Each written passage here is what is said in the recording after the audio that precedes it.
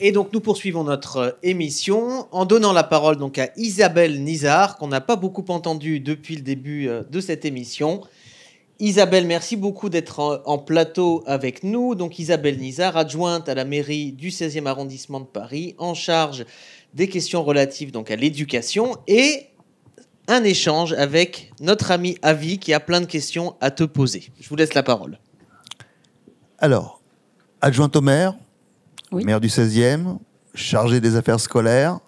Tout de suite dans le vif du sujet, finalement, le 16e s'est fait entendre, s'est fait encore entendre avec, justement, une jeunesse un petit peu agitée qui vient dans cet arrondissement qu'on croyait le plus calme possible, en tous les cas, de Paris, et finalement se retrouver tagué, se retrouver avec des agressions, harcèlement ou agression, je ne sais pas comment on va dire ça, mais vous nous le direz.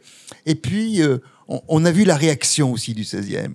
On a vu la réaction de vous avec Francis Spinner, avec le maire Monsieur Redler, finalement participer à cette manifestation contre l'antisémitisme le 12 novembre, dimanche dernier. Et y aller franco, drapeau israélien sur le fronton de la mairie.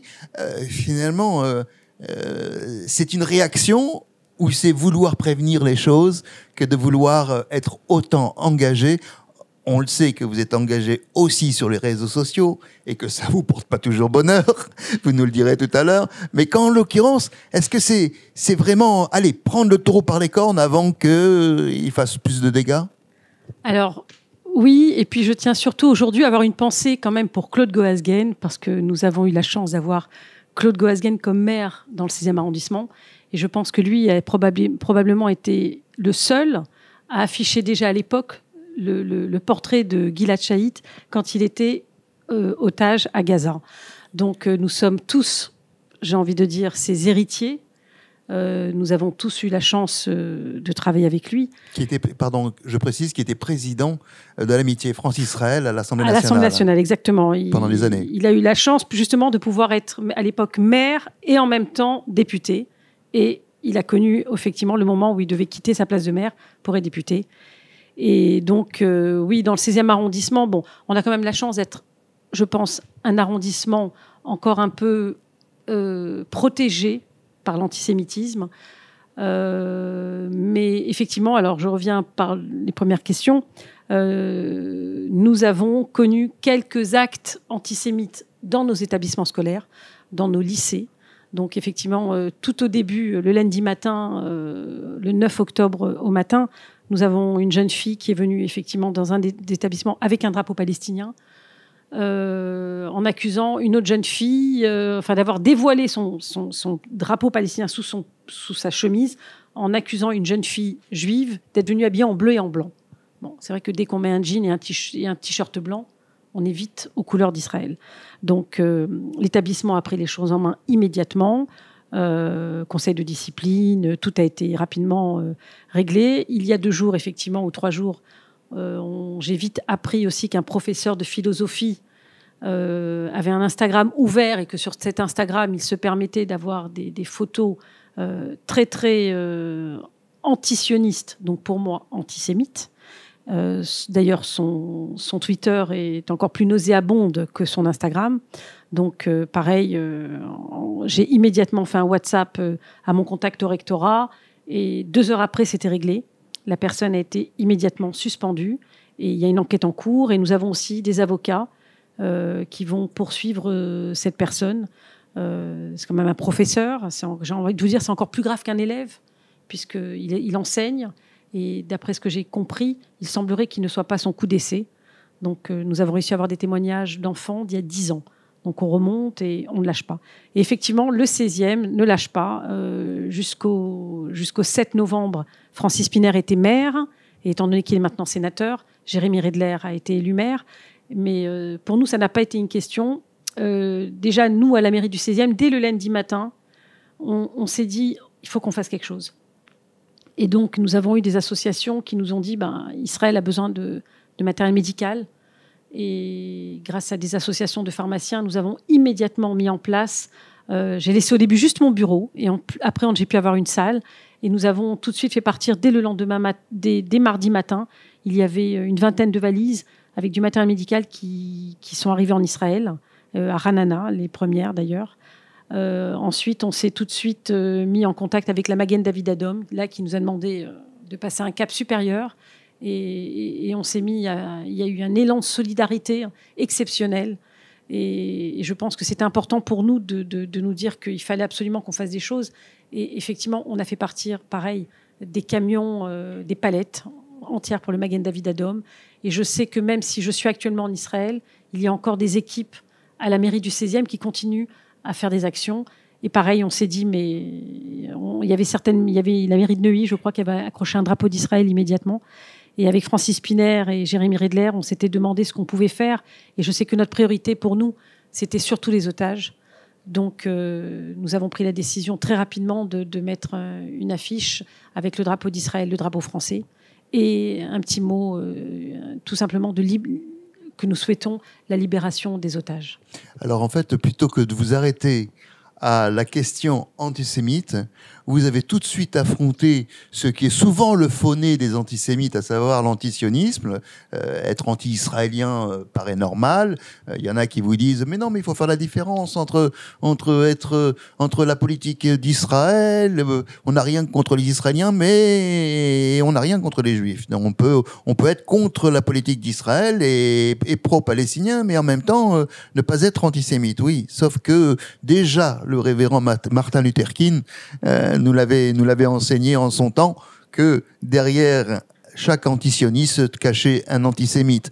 Et vous avez décidé tout de suite d'aller directement donc au sujet principal, à savoir afficher votre soutien à Israël de manière visible par tous et dans le même temps de mener des actions auprès de la population.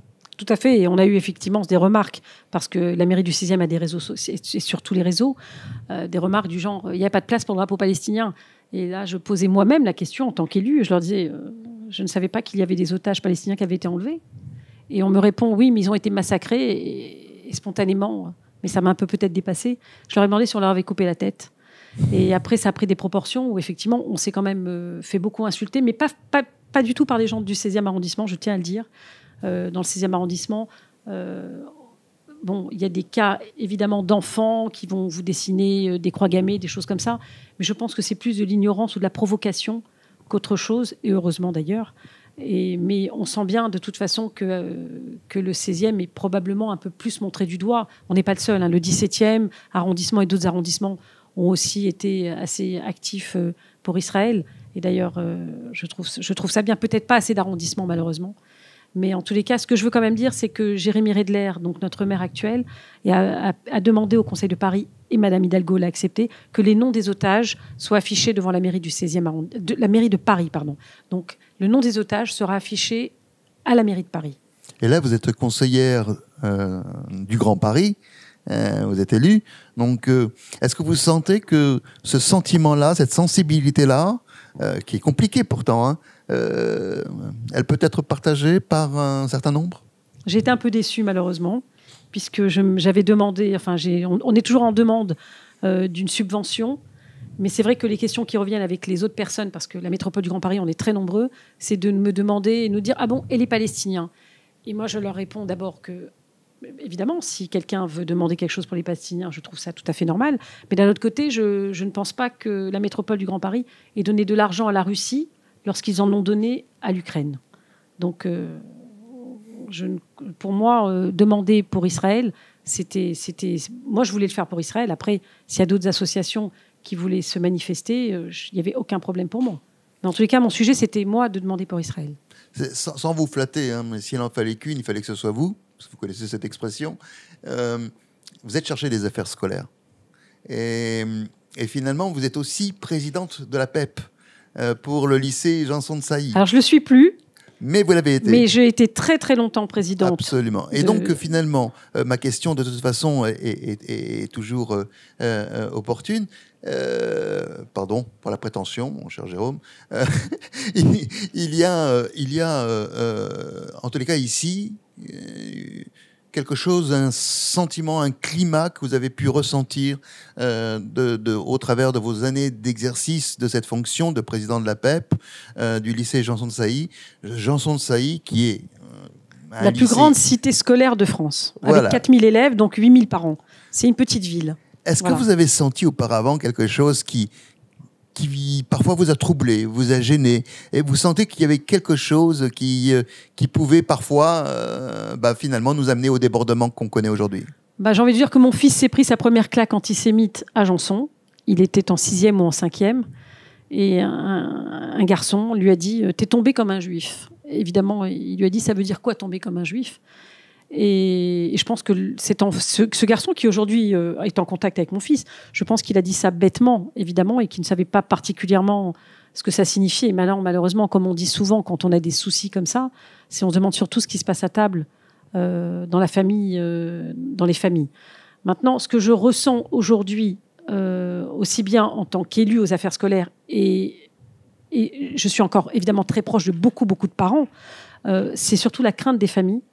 Alors, beaucoup des familles juives, et ce que je ressens aussi, c'est un peu dommage, c'est la crainte des familles qui ne sont pas juives, mais qui ont l'impression qu'elles sont en danger, parce qu'il y a quand même une communauté juive importante dans le 16e. Alors, on n'est pas nombreux, on n'est pas nombreux, évidemment. On sait très bien qu'en France, on est de moins en moins, puisque beaucoup font leur alia, mais dans le 16e arrondissement, il y a une forte communauté juive. Donc, j'ai réuni, il y a encore pas très longtemps, l'ensemble des fédérations de parents d'élèves, avec le rectorat et avec le commissariat, pour essayer de les rassurer et leur demander d'être vigilants, enfin toutes les bases, qu'il n'y ait pas d'attroupement. Mais je sais que la cité scolaire Janson de Sailly est particulièrement... tout le monde est particulièrement vigilant. Est-ce que le nom d'Israël, le mot d'Israël, prononcé donc dans ce genre d'établissement ou dans d'autres, réveille ce que ça peut être un antisémitisme de droite, un antisémitisme d'extrême gauche? Je pense que le mot d'Israël en général peut toujours un peu impressionner. D'ailleurs, je l'ai dit moi-même lors d'une réunion, je leur ai dit, mais de toute façon, dès qu'on cite Israël, ça y est, tout le monde a peur. Mais comme je vous dis, je pense que quand même dans le 16e, on reste quand même épargné par pas mal de choses. Même si je connais des familles qui ont retiré la mezouza devant leur porte par crainte. Après des tags, on a dû avoir dans la semaine qui ont suivi le 7 octobre, on a dû avoir 2 endroits où il y avait des croix gammées. On le sait immédiatement. Alors, on ne peut pas les retirer immédiatement parce qu'il y a toujours des enquêtes de police. Mais franchement, jusqu'à maintenant, on n'a pas eu... On peut pas dire qu'on se soit senti vraiment en danger. Après, évidemment, on a peur. Enfin, les familles ont peur, mais je pense que, quel que soit l'endroit où on est aujourd'hui en France, je pense que la communauté juive est beaucoup moins en sécurité qu'aujourd'hui en Israël. En tout cas, c'est ce que moi, je ressens. Il y a cette... je passerai la parole après à mon ami Jérôme. Il y a ce qu'on appelle l'exil intérieur. C'est celui de ces juifs qui vivaient en banlieue, en périphérie, et qui sont venus donc résider dans le 16e et le 17e. Est-ce que ces gens-là vous parlent d'Israël, ou est-ce que finalement vont-ils s'enfoncer davantage encore dans le centre de Paris, l'hypercentre de Paris, pour fuir ce qu'ils ressentent comme climat malsain? Alors oui, c'est vrai que moi, je connais beaucoup de familles qui habitent en banlieue parisienne, que je retrouve, puisque j'ai la chance de célébrer des mariages. Et c'est vrai qu'en célébrant des mariages, on retrouve des gens qu'on n'a pas vus depuis 20 ans, 25 ans. Et ça fait toujours plaisir de voir qu'ils viennent dans le 16e. Mais effectivement, je pense qu'il y a encore les familles se rendent bien compte qu'elles seront plus en sécurité dans le 16e ou dans le 17e, et dans d'autres arrondissements aussi, 8e, 7e. Et je me souviendrai toujours, en 2014, j'avais été voir Claude Goasguen en disant beaucoup de gens font leur alia. Et il me disait non, l'alia, il faut le faire dans le 16e. Et ça m'avait marqué. Et il avait quelque part raison, parce que nous avons quand même beaucoup de synagogues, beaucoup de restaurants cachers. Après, on se sent un peu plus en sécurité dans le 16e. Mais bon, le 16e, ça reste un arrondissement. Si Israël est petit, alors imaginez-vous le 16e. Donc, on est vite passé, on sort vite du 16e. Mais bon, après, moi, en tant qu'élu à la mairie du 16e, comme dirait mon mari, en sortant après le périph', je ne connais plus rien. Oui, j'avais une question concernant la suite des mouvements de solidarité. Vous avez parlé tout à l'heure dans les premiers jours donc, des pharmaciens, du matériel médical. Là, on est dans la 5e semaine de cette guerre. Comment continue à se manifester la solidarité des associations ou des habitants du 16e? Alors, moi, je communique beaucoup, évidemment. Donc là, en ce moment, je sais qu'à la mairie, ils ont encore d'autres choses à faire pour les militaires. Donc, alors, c'est vrai qu'on n'a pas voulu on n'a pas voulu demander. Les gens voulaient absolument aider, quelle que soit évidemment leur religion ou leur courant, leur côté politique. Mais le problème, c'est que je ne me voyais pas venir stocker du dentifrice, des choses un peu au hasard. Donc, on essayait vraiment d'avoir des... Là, on continue en tous les cas sur les pharmaciens parce que c'est vraiment des produits de soins. Les pharmaciens, c'est beaucoup de choses, c'est pas que des médicaments. D'ailleurs, les médicaments, on ne peut pas les faire entrer en Israël, mais il y a beaucoup de choses qu'on essaye de faire. Mais il y a aussi tout simplement par des cagnottes. J'ai visité il y a quelque temps, lorsque je suis arrivée en Israël, un hôtel à Ra'anana où il y avait des familles qui venaient du nord ou qui venaient du sud. Et donc la personne qui s'occupe de ces familles m'expliquait qu'il leur fallait de l'argent parce que malheureusement, on n'a pas de date encore de retour pour ces familles. Et donc, on met en place des cagnottes et les gens, on partage sur les réseaux sociaux et la générosité est toujours présente. Les gens feraient n'importe quoi pour aider. Moi, je reçois des coups de fil encore maintenant de personnes qui nous disent « Mais comment peut-on faire pour aider ?» Même tout simplement à faire des valises. La semaine dernière, il y a encore des valises qui sont arrivées avec des produits pour les militaires.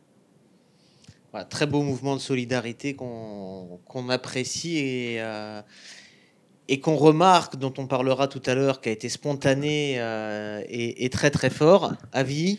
Oui, juste dire que cette relation qu'il y a entre la diaspora juive, mais en même temps des élus qui ne sont pas juifs ou qui sont juifs, mais en tous les cas qui sont représentants de la nation, c'est vraiment quelque chose qui peut être soit pas suffisant pour demain pour éviter que des juifs puissent se faire finalement franchir le pas et venir en Israël, ou alors être cette force enrichie des valeurs de la République, des valeurs de ceux qui s'engagent pour que l'humanité, l'humanisme, la tolérance puissent être de vraies valeurs partagées, eh bien, entre ces communautés qui viennent trouver refuge et trouver finalement un moyen de pouvoir aider aussi Israël, c'est peut-être aussi une des chances d'Israël. En tous les cas, c'est comme ça que les fondateurs, ceux qui sont les signataires de la déclaration d'indépendance, pour certains, avaient voulu que les choses demeurent. Merci vraiment, Isabelle Nizar. Isabelle, un dernier mot peut-être pour conclure l'intervention. Je suis très heureuse d'être en Israël. Je dois évidemment rentrer aussi à Paris parce que le devoir m'appelle. C'est vrai que nous avons encore pas mal de choses évidemment à faire. On a encore eu aujourd'hui des annonces de certains élèves encore avec qui ont un peu dérapé au niveau de l'antisémitisme. Donc voilà, je suis de près, mais en tous les cas, ce qui est sûr, c'est que la mairie du 16e ne laissera pas rien passer au niveau de l'antisémitisme. Bravo. Voilà. Bravo, merci beaucoup.